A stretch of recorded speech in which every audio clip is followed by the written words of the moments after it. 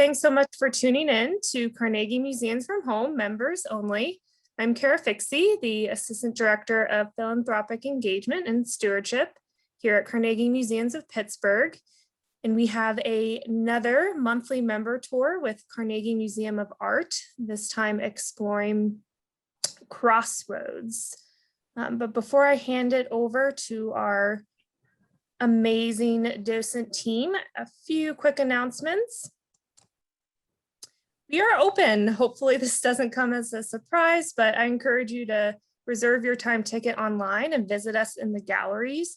We have a number of different exhibitions up at all 4 museums. So I hope you can come, bring your family, bring your friends, and fill our galleries and our spaces once again. And as always, if you have any questions during today's tour, just click on that Q&A button at the bottom of your window, and we will have a short Q&A at the end. So without further ado, I will hand it over to Hattie Lehman, the Associate Curator of Education at Carnegie Museum of Art. Thanks, Hattie, for being with us on this hot and sunny afternoon. Thanks, Kara. It's my pleasure. I want to welcome everyone. Thank you for being here. Whether it's your first time, your second time, or you've been with us over a year now, as we bring these tours and the collection into your home virtually through Zoom in. One thing I'd like to note about this tour is that every work that will be discussed and presented is currently on view.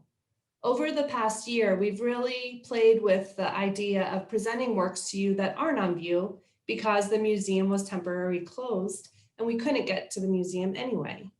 But this tour is special in the fact that every work that you see, every idea that's presented, that hopefully will pique your interest and encourage you to visit Carnegie Museum of Art. And with that, I will share my screen and turn it over to our wonderful docents. Thank you. Hey, thanks, Hattie. And I'm glad I'm with you, viewers, because only moments ago, people were talking about my new haircut. So I'm happy to move on to a fresher subject.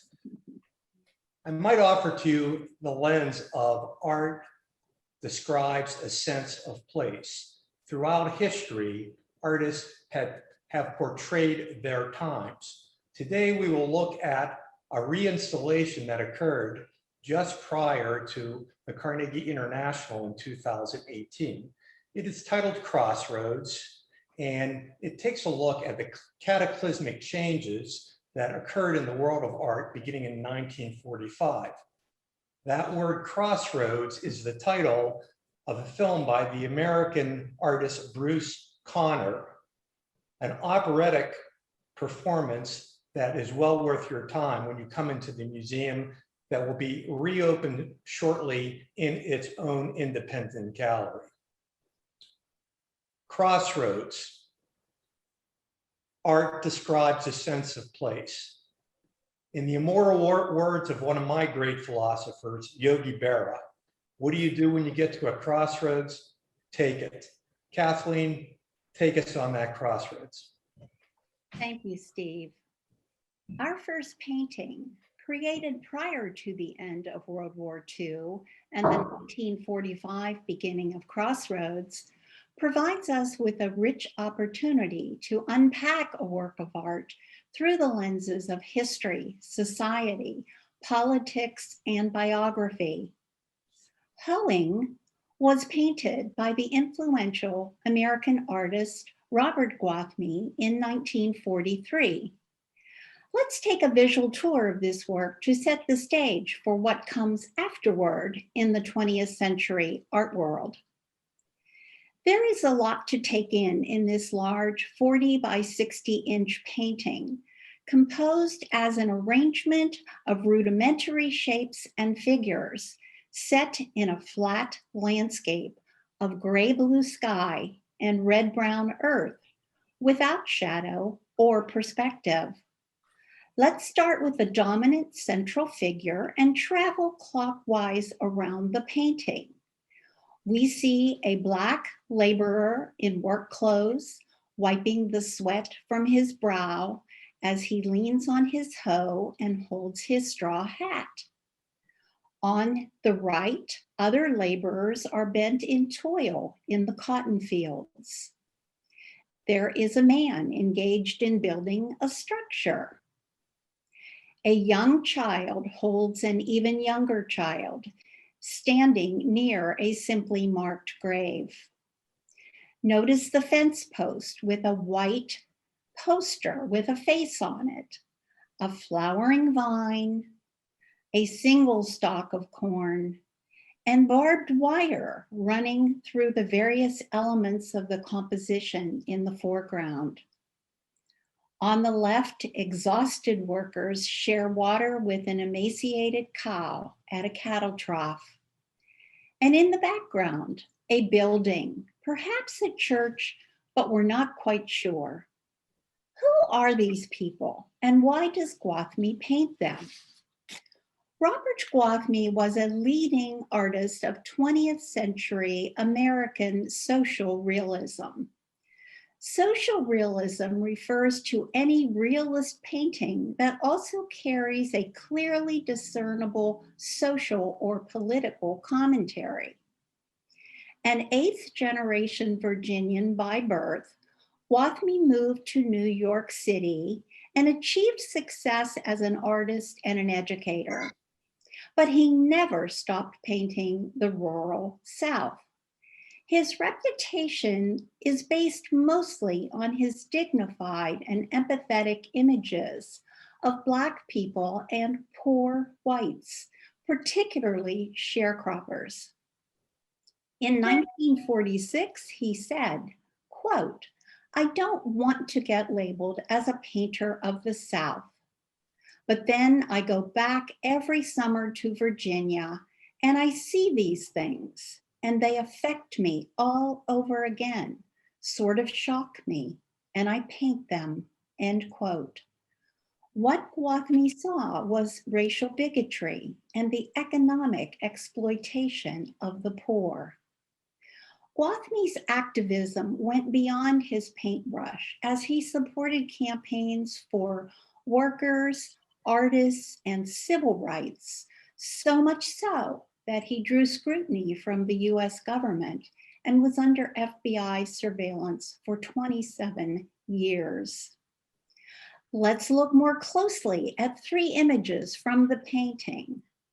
Hoeing is a symbolic composition whose elements serve as details in the painting, as well as symbols of broader social commentary. Moving left to right, we notice the face of the weary yet dignified central figure. It's hidden by his arm. He's anonymous. He's a symbol distinguished by his color and his humanity. On the fence post, we see an image of a power-wielding old boy politician. And on the right, we see the mound of dirt marked by a cross, suggesting early death, loss, and hardship. And the barbed wire that runs across the images is a stark reminder of the economic and the social bondage of the sharecropper. Hoeing is a real eye-opener, isn't it?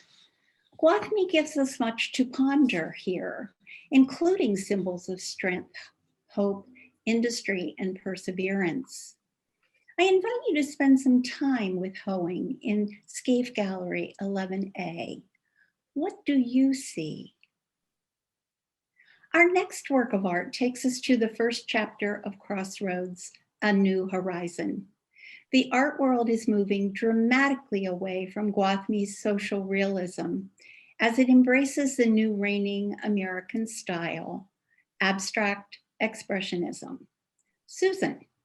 Thank you, Kathleen.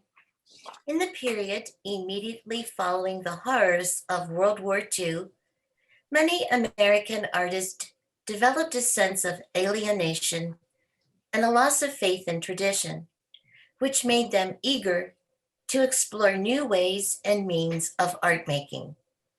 These developments were grouped loosely under the moniker abstract expressionism.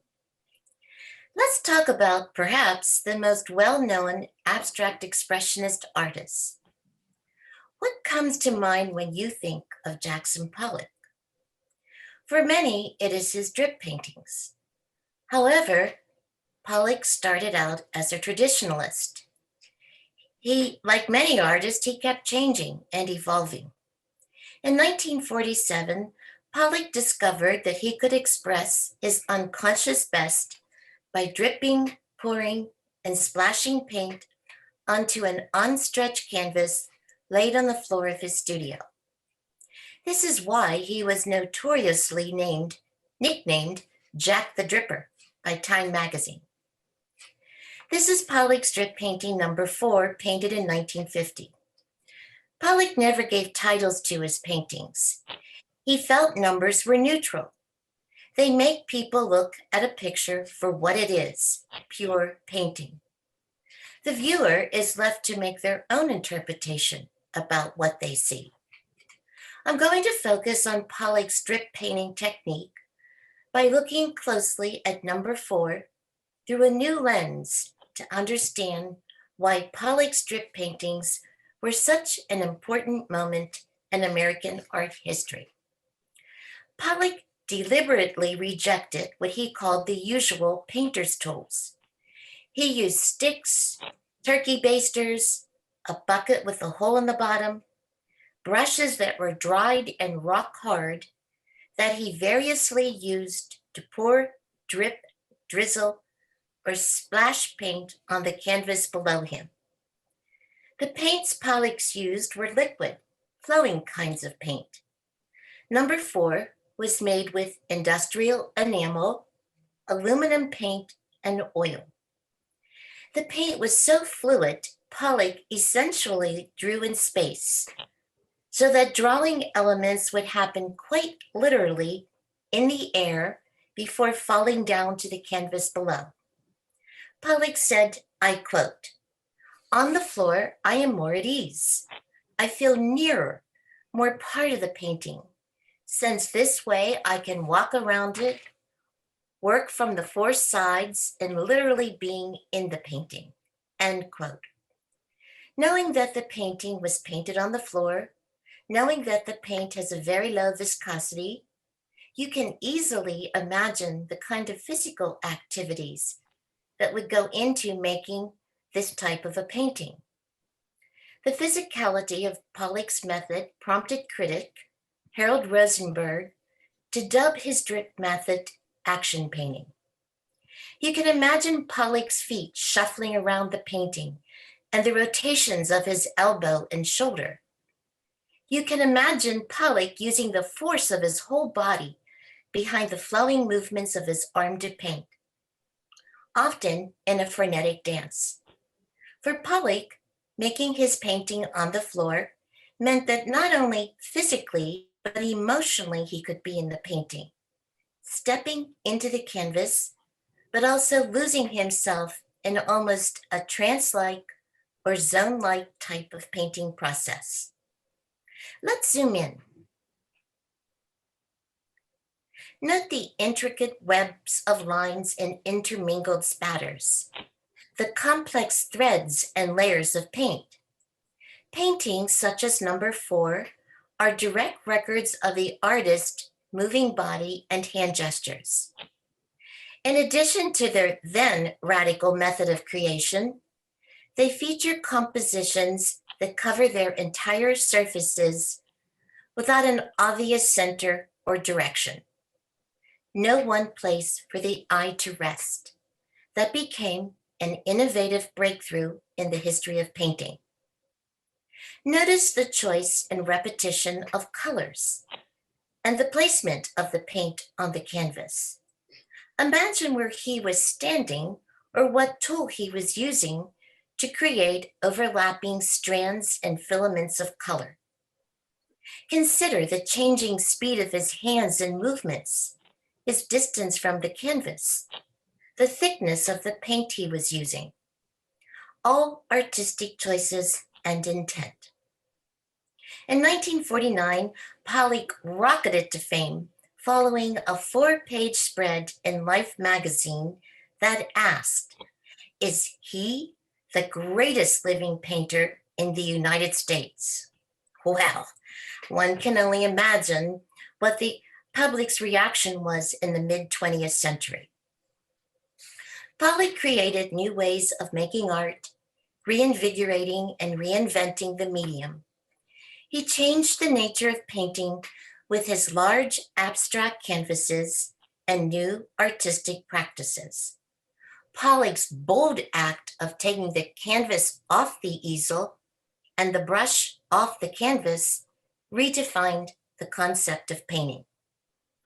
The next time you're in the Scaife Galleries, you stop in Gallery 11B to see the original painting, number 4. Artists around the world visually responded to the horrors and trauma of World War II. In America, the avant-garde reactionary group was the Abstract Expressionist. In the Netherlands, another reactionary artist collective formed, known as the Cobra Artist. This chapter in the Crosswords Gallery is called Call of the Wild. The gallery houses works of art by a group of avant-garde, mid-20th century, Northern European artists called Cobra, an acronym for the capital cities in the region, Copenhagen, Brussels, and Amsterdam. Its title is also a symbolic reference to the animal world.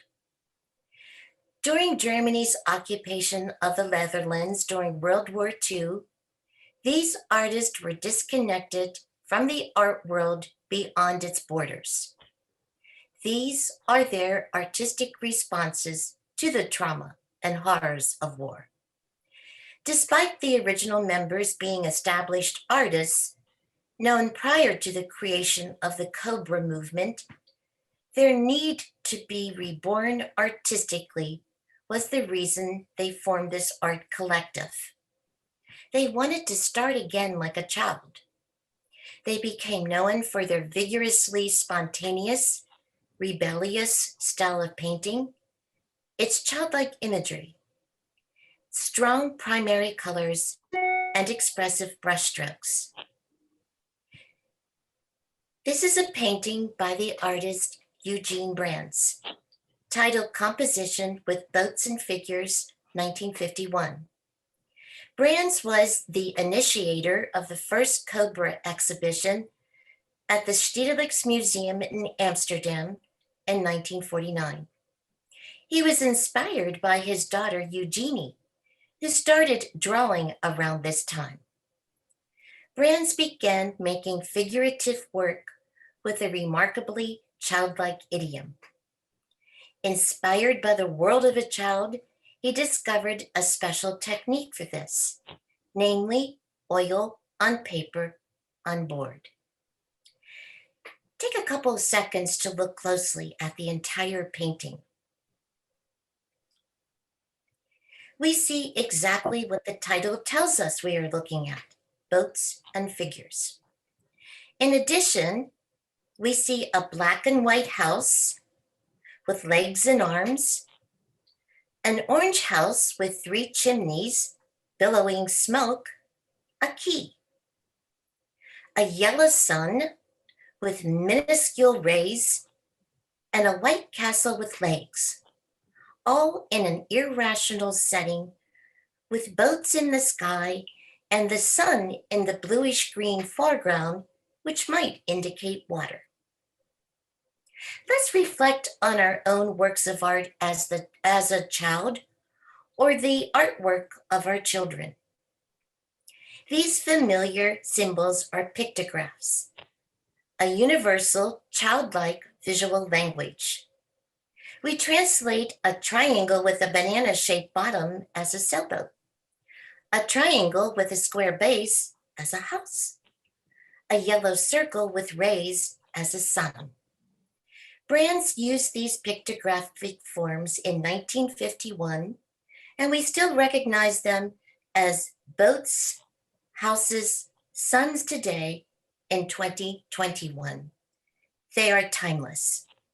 He tried to paint with the spontaneity of a child, with no filter between the hands and the eye, no pre-planning.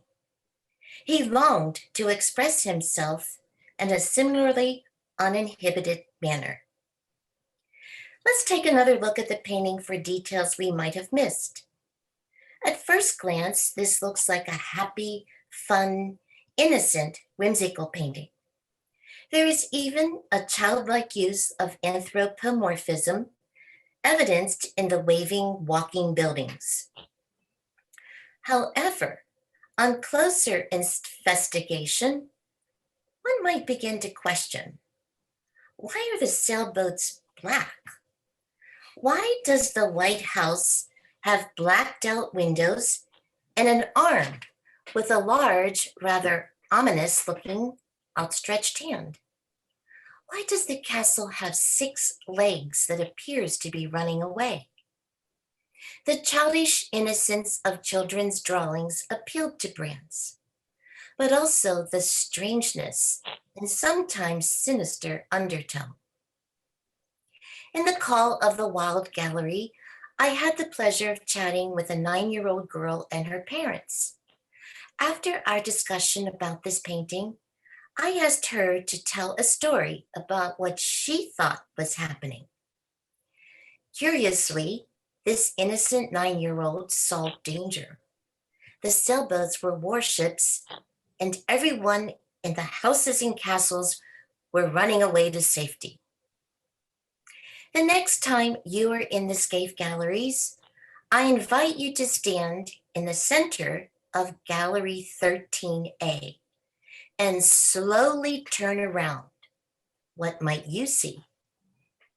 While the Cobra Group was short-lived, officially disbanding in 1951, its participants continued to paint, honing their eccentric, unfiltered expressions through the 1970s.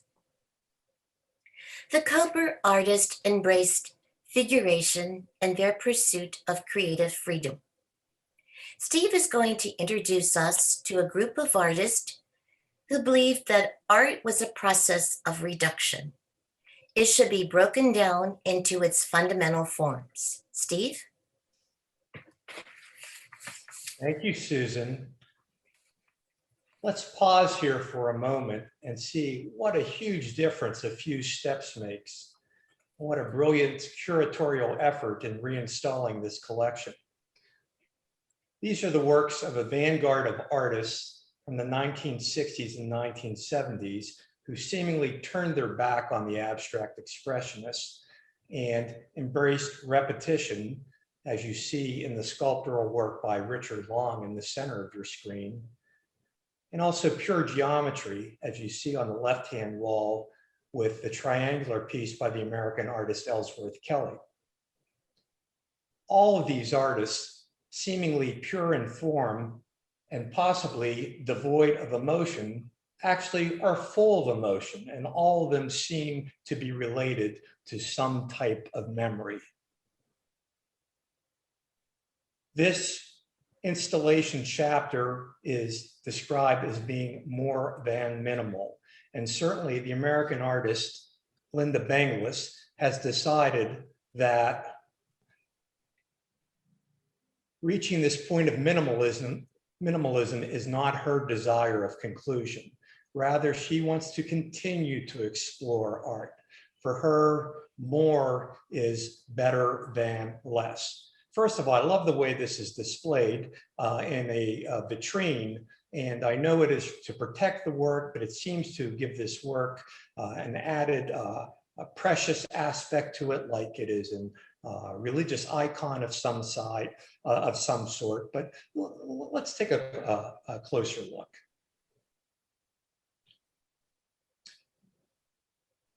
Linda Benglis was oftentimes considered to be the heir of Pollock because of her poor technique. This is a combination of Dumar resin and beeswax mixed with pigment, poured on a masonite board, layers and layers that are poured on this board to build up a large and then finally hard surface.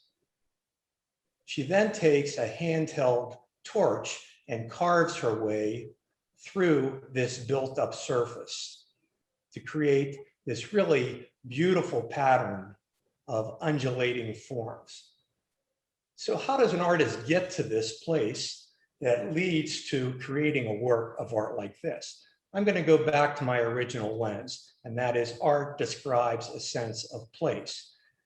Linda Benglis grew up in St. Charles, Louisiana, and she grew up in a home in the rice paddies on stilts. Imagine being a young person and standing on the veranda of that house and looking into the water and seeing the tide go in and out and sluicing past those stilts in the water. Also consider the fact that Linda Benglis has studios in 5 different parts of the world. One of them happens to be in India. This piece is called Bundi. It is a city in the northwest of India, and interestingly, it is well known for its ornate forts and temples. Also, I learned when I was researching this that India is the #1 exporter of industrial beeswax, the world's top exporter of Dumar resin. Art describes a sense of place. I also learned that Linda Benglis, on the scene downtown with artists like Yoko Ono, for example, and the choreographer John Cage, was truly a beautiful and confident woman. Her beauty, like a model. Her confidence due to the fact that she had a very strong grandmother who took her to the family home in Greece every year. And it was at that time, as a young teenager, that Benglis learned that she, as the oldest of the daughters of that family, would inherit all that property. Having land, possibly this gives a person additional confidence, but it certainly allowed her to interact well with other artists like Pollock, like Robert Ryman, like Donald Judd. Robert Ryman famously portrayed in this same gallery with one of his white paintings. Linda Benglis has explored materials throughout her career. Indeed, this is related to the fact that her father was a materials salesperson, selling to both the building and home remodeling industry. So she, as a child, always had access to new materials. And in this phase of post-minimalism, she is exploring industrial materials in many of her works, including her use of bronze and wire and foil and paper and glitter and just about any other material that you can imagine to create these magnificent sculptural works. She also has a history that has pigeonholed her. One aspect of that history being the fact that she has been called a feminist and that her work is feminist. Well, Linda Benglis says on interview, "I am a woman. Women do create beautiful things. My work is beautiful. I am feminine, so I guess I'm a feminist." But Linda Benglis really wanted to avoid any type of definition. She is an artist that is constantly exploring her works of art through her sense of place and new materials. And now at the age of 88, she is still active. Art and this ability for artists to pull from their past is really significant as we take a look at our next chapter, the 4th chapter of 8 in this Crossroads installation. Let's hear a little bit more about what is now called night poetry. Thanks, Steve. We're leaving the bright, white, sterile space of the Minimalist Gallery and entering a darkened, shadowy space where a mood of mystery, perhaps unease, pervades. This chapter, Night Poetry, presents an ahistorical grouping of works at the crossroads of day and night, the conscious and unconscious. This gallery has a diverse group of rarely seen works of art, paintings, sculptures, and works on paper summoned from the darkest recesses of the Carnegie Museum of Art collection. The works of art depict dreams, nightmares, visions, hallucinations. We're going to look at two works of art in the Night Poetry chapter by two artists with very different painting styles. The gallery was named after this painting titled Night Poetry 1962 by Raymond Jennings Saunders. Saunders, an African-American artist, was born and raised in the Hill District section of Pittsburgh. He is an alumnus of the Pittsburgh City School System, where his artistic ability was recognized and encouraged. He earned his Bachelor of Fine Arts from the Carnegie Institute of Technology in 1960. Saunders' works ask us, the viewer, to begin by studying and examining them. Let's take a slow, close look at this very large abstract painting. What is the first thing you notice in this painting? For me, it is the color black, the emptiness, until I look closer and see the green plant-like form. What are we looking at? Some thoughts. Saunders has indicated that the black backgrounds that often appear in his work are a reference to the chalkboards of his elementary classrooms. Is this a chalk ledge? Could this be chalk dust from the eraser? Another thought. Might this be a horizon line with a black sky above, black water below? On the left, the beige area, a landform? What might be the significance of the blue numerical-like mark making? Or is it an oil slick? Might the plant form with roots, the living greenery, be a sign of hope? These are all rhetorical questions. With an abstract work of art, the artist invites the viewer to make their own observations and draw their own conclusions. We did this earlier with Pollock's strip painting number 4. Let's move on to our second work of art. Have you ever had a dream and awakened in utter confusion? Wondering, what is that about? Thinking, it doesn't make any sense. Imagine you are in Scaife, Gallery 14, looking at this painting, L'Esprit de Famille, 1963, by René Magritte. Magritte was born in Belgium in 1898. He became a preeminent, internationally acclaimed surrealist artist, active in Brussels and Paris from the 1920s. Magritte used traditional painting techniques to create realistically rendered objects, juxtaposed illogically.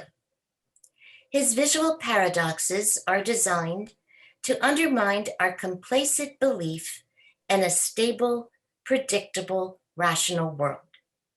Let's focus on the painting. We see a very large fish, realistically rendered, rising out of the ocean against a quiet, serene background. There is a very large sphere. We can see the dimensionality of it with a definite light source. Highlighted area, core shadow, cast shadow. It's almost, if we could give it a mighty push, it would roll. Let's zoom in for details we might have missed. There are two very small figures standing beside the sphere. They have their backs turned to the viewer and appear to be looking at it, perhaps having a conversation. Magritte said he discovered his style in a dream. In Esprit de Famille, we see representation realistically depicted in an irrational setting. The artist juxtaposed related objects, fish, ocean, sky, in a surprising way. The linking of the fish and water makes sense, sort of, yet is disorienting, confusing.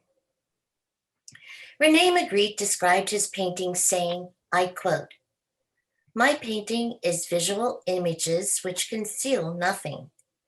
They evoke mystery. And indeed, when one sees one of my pictures, one asks oneself this simple question.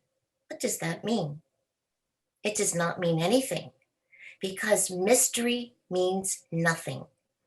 It is unknowable." End quote. On your next visit to the museum, please venture into Gallery 14 and experience for yourself these mysterious, intriguing works of art and space. Steve is going to take us from the still visual image of a painting to the world of moving pictures, also known as artist cinema. Steve? Thank you, Susan. When I was in graduate school, the place to be on Wednesday night was the Carnegie Museum of Art. It was an opportunity to meet lots of artists, particularly filmmakers, because we had a very active filmmaking scene here in Pittsburgh. It was also the place to see incredible film series like those of Stanley Kubrick, Agnes Varda, and of course, the artist I'd like to talk about, and that is Gordon Matta Clark. I'm happy to say that I had an opportunity to meet Gordon Matta Clark here in Pittsburgh during the time of an exhibition. He was a really enchanting individual. I did speak to his gallerist because I had a particular interest in one of his works of art. I was a graduate student again, and unfortunately was out of my budget range. And it's too bad because Gordon Matta Clark had a very short-lived experience as a filmmaker because he died at the age of 35. But he left this incredible impact on both film and sculpture, and also architecture, because indeed he was a classically trained architect, having graduated from Cornell University during the time of their very formal architecture program. But it was a lecture that he heard by a landscape art architect, Robert Smithson, who talked a lot about embracing the environment in his works of art to come up with his own way of exploring architecture and sculpture.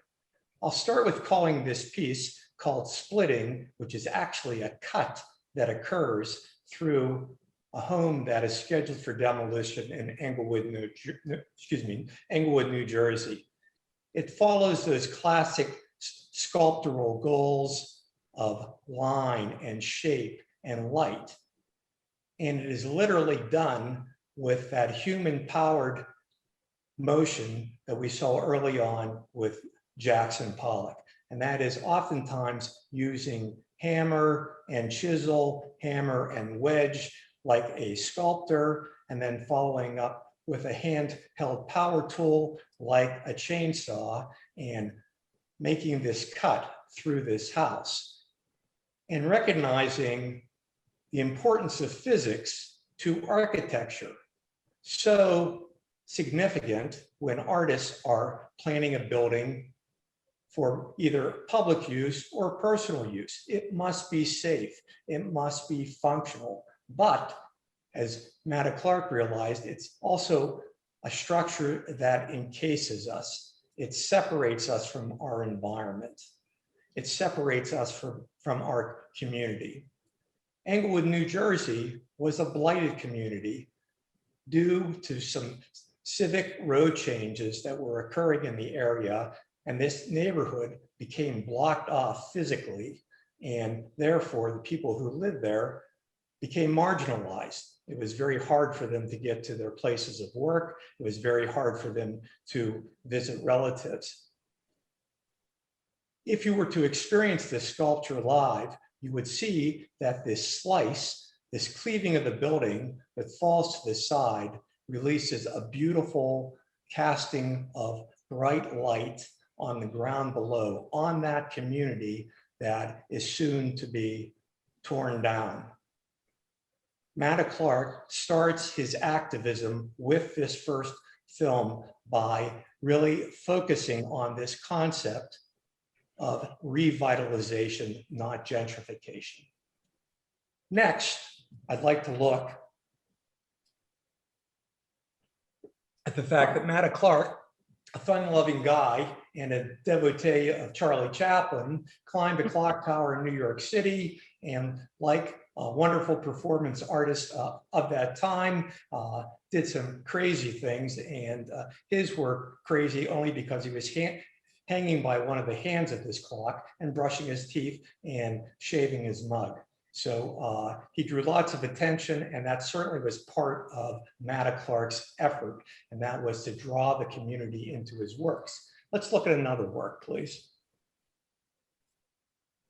This is the beginning of a sculpture or a piece of architecture, as Matta Clark might describe it, this idea of combining anarchy and activism with architecture. It is a hole that he used a large mallet to pound a hole through this 17th century dwelling in the Les Halles district of Paris, a building that is scheduled to be torn down for a project that is adjacent to the building. It is through this pounding, this physical work, that Matta Clark has exposed the community to you and has opened up this dwelling to the community. Take a look at its finished product. Now you see that pesky development that's going to happen in the neighborhood, and that's down below the site for what will be the Pompidou Center, which eventually would house the modern art collection of that museum. Here you see this conical intersect, like an oculus, like an eye that is looking down into the community, and an opportunity for the community to look up. On the opposite wall, you would also see a similar style hole, pounded with a mallet first and cut out with a chainsaw to allow a beam of light to be casted through this structure, opening this structure up to the community and making the community recognize the fact that lives were lived in this house. People had experiences in this house.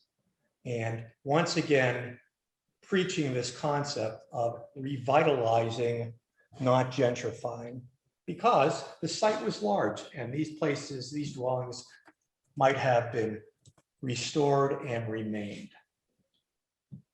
A final project I would like you to see is this work that was done back in New York City, where Gordon Matta Clark spent most of his life. And it takes place on Pier 52 in a warehouse that is being scheduled for demolition. He has taken a handheld torch and cut a hole through the side of this structure to let the light in, to bring the light and the community into a space that has become a popular gathering place for the local gay community, a place where they dance, a place where they exchange conversations and stories. Their gathering place scheduled for demolition. Here, once again, is Gordon Matta Clark exposing how architecture can wall us off and marginalize us, or it can bring light to new ideas and new experiences. This being the coup de grace of this sculpture, as this wedge that we saw in the prior slide falling away and bringing in this brilliant light into a space that all should know about, because it has a history of humanity. Art and activism, so critical.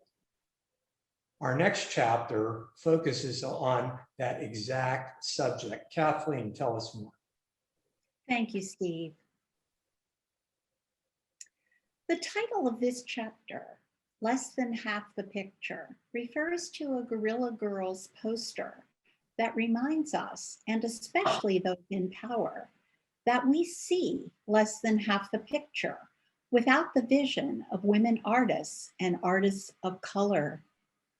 In response to the turmoil of the 1980s, artists embraced politically charged ways of working, commingling art and activism with street culture and popular music. Today, we're going to look at the work of conceptual artists who harness the power of words, letters, and numbers in art in response to the most vital issues of the day. Known for text-based art, these artists thoughtfully utilize text to make a statement, to draw out emotion, and literally give voice to marginalized identities and communities. Let's look at a wall of 10 Guerrilla Girls posters exhibited on a colorful background that at first glance reminds us of Robert Indiana's iconic love motif.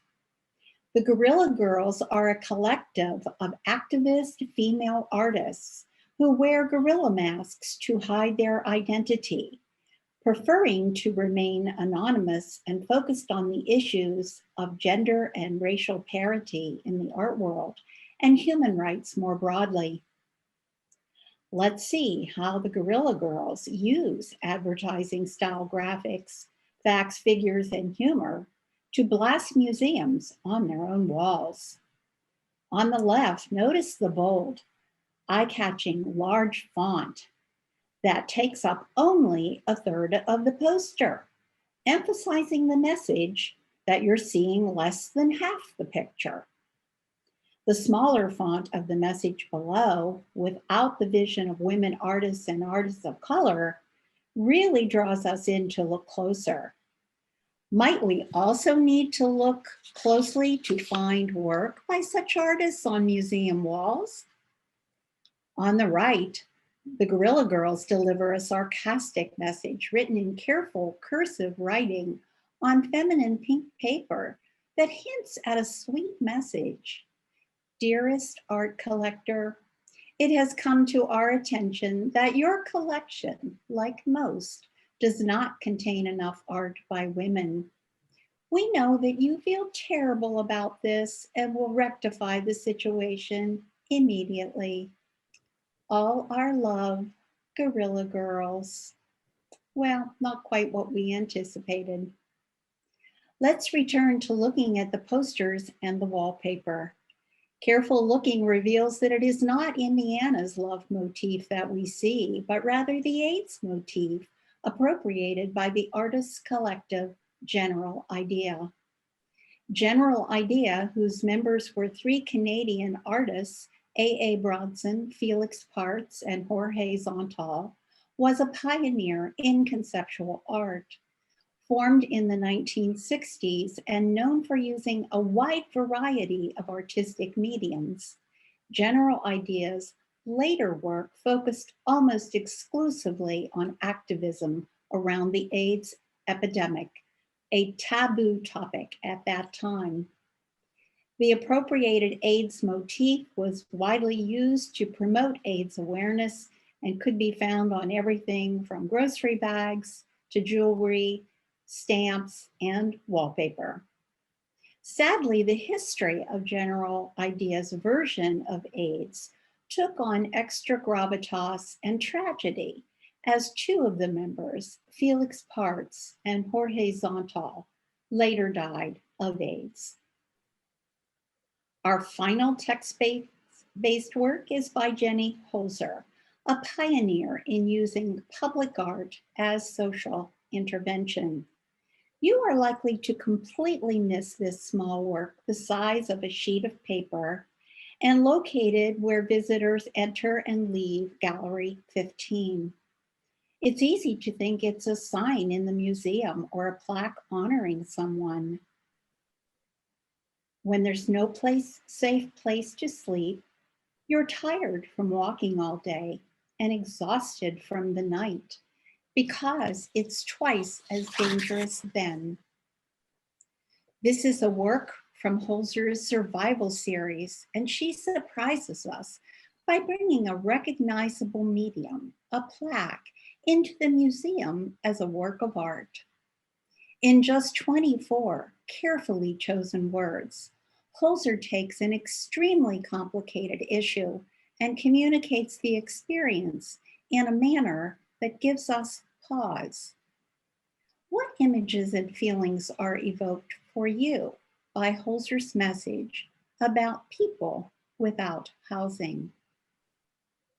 Steve will take us to the next chapter of Crossroads, where we return to the tradition of painting and the work of an artist who was influenced by Jenny Holzer.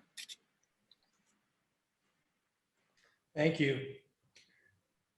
For 40,000 years, artists have been mixing pigment in fluid and painting on surfaces. Painting clearly persists. Here you see works of art by 3 American artists on the left-hand wall: Christopher Wool, Michael Williams, and Avery Smith. Let's take a look at what Michael Williams and Avery Smith are doing, or excuse me, Avery Singer are doing with paint.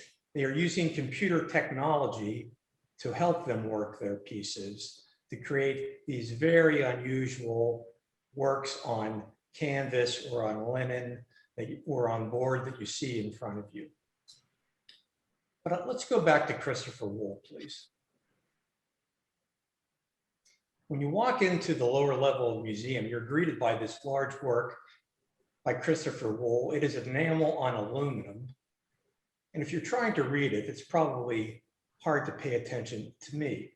I love this as a curatorial device because right away you're greeted by a piece that makes you pensive, that engages your brain in a new way. And surely the concept of trying to figure out this phrase, because of the way that words are broken unusually, it's very hard to figure out what is being said here. It's Christopher Wool embracing the history of art, the use of print in art that in our times or in modern times started back with Marcel Duchamp, and it was embraced by the Cubist artists like Braque and Picasso. And many contemporary artists continue to use print in art. As an art historian of sorts, Christopher Wool is taking that use of words to it's extreme, reducing them to characters, trying to shake away their meaning. Please, let's go upstairs. This large work, which is enamel on linen, is actually applied to the surface by using the technology of a spray gun. Christopher Wool believes in painting. He describes himself as being committed to painting. What is next for painting? Is this part of the exploration of this work? Christopher Wool describes the fact that he is really influenced by comedians like Lenny Bruce, who took their art to a vile and violent place, a place where you might say to yourself, is this funny anymore? He embraced the American jazz musicians who started riffing on the basics of music to the point where they were creating what many would describe as noise. Was this music anymore? Christopher Wool wants you to understand that painting, once again, is at that critical point. It must move forward. It will move forward. How will it move forward? We will see. However, here is an artist applying paint in a gestural form, erasing, also in a gestural form, using a turpentine soaked rag to create almost what looks like layer and layer of paint on top of each other, but it's really layer and layer of paint that is being moved around. It creates this place that one viewer said to me, I don't think the artist likes himself. Well, I can't say that, but it does take me to this place where I know that there is change coming, because it's almost like an existential void. The past doesn't exist anymore. Let's move forward. And we're going to do it in a really grand fashion in our final chapter. Kathleen, tell us more. Thank you, Steve. We are now in our final chapter of the Crossroads Tour, Free Radicals. The artworks in this section of Gallery 16 speak to the role of the artist as a responsive, even agitating force in contemporary life. The title of this chapter, Free Radicals, references a highly reactive atom or group of atoms. These artists take nothing for granted, and they upend notions about art history, taste, and tradition. For them, art is an assertion of agency in the world. Let's look at this large painting by Kerry James Marshall titled Untitled parentheses Gallery. It is almost 5 feet by 4 feet, done in acrylic on PVC panel. We see a stylishly dressed Black woman posing confidently against a white wall of a gallery lined with framed black and white photographs. Notice the spotlights that illuminate the artworks behind her, creating concentric rings of light on the wall. Let's zoom in to the photograph on the left, a nude woman lying on a bearskin rug in front of a fireplace. A reflection in the photograph's frame reveals a faint outline of the gallery space behind the painter. This subtle detail suggests Marshall's knowing approach to perspective and gaze that speaks to his decades-long study of the old masters. We see more recent art historical references in the woman's attire. Notice the fantastical foliage of Henri Rousseau and the structured pattern of her top, echoing Jasper John's signature cross-hatching motif. Art history buffs can have even more fun finding other art historical references. The juxtaposition of the woman and the photographs creates a sense of mystery and prompts a host of questions. Is the subject of the painting also the subject of the photograph? Might she be the artist or the curator? Or perhaps she owns the gallery? We have more questions than answers. What is not open to questioning is the importance of the artist, Kerry James Marshall. He is considered to be one of the greatest living painters in America today. He was ranked as #2 by Art Review magazine on its 2019 list of Power 100 Art World Influencers. Marshall is an artist deeply impacted by his experiences as an African American, growing up in Montgomery, Alabama, and the Watts and South Central neighborhoods of Los Angeles during the civil rights and the Black Power movements. Marshall is an artist who paints big and he thinks big. Inspired by Ralph Ellison's classic Invisible Man, Marshall's mission is to make the invisible visible, to make the absent present, by reinserting the Black figure into the canon of Western art history. So how to go about essentially changing the course of art history? Marshall has a threefold strategy. 1, He paints only Black figures. 2, he creates a wide variety of images populated with Black people, portraits, landscapes, everyday interiors, history paintings. And 3, he concentrates on achieving representational and figurative painting at a level of mastery to rival the old masters whose works have traditionally hung on museum walls. Zooming into the figure, notice the various types of Black that Marshall uses: ivory Black, carbon Black, iron oxide Black, and then often mixed with other hues to change the color temperature. In his own words on the use of pure Black for his figures, quote, "I am trying to establish a phenomenal presence that is unequivocally Black and beautiful.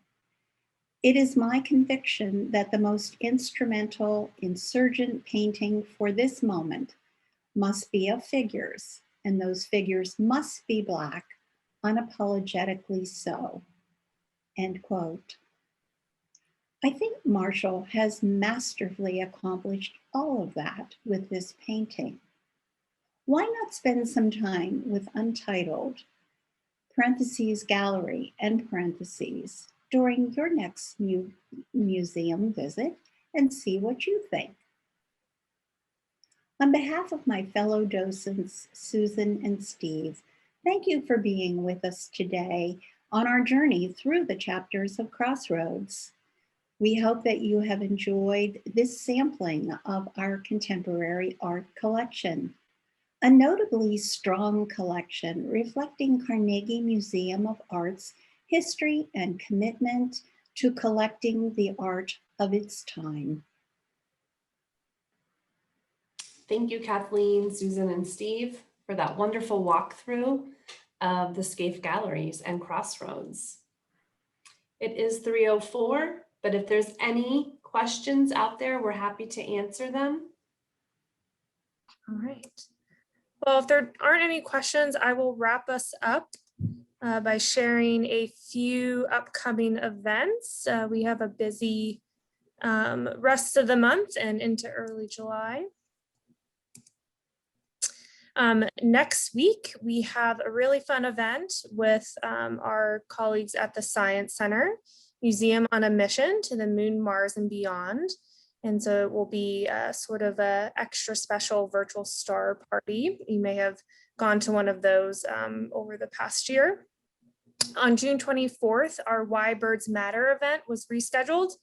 So we're happy to have our curator of birds, Chase Mendenhall, back on Zoom in a couple of weeks. And then on June 30th, we have an event, What is the Anthropocene and Why is Everyone Talking About It? With our curator of the Anthropocene, Nicole Heller. And then in early July, save the date, the Rangos is reopening, and we have a couple of, or we have a day just for members.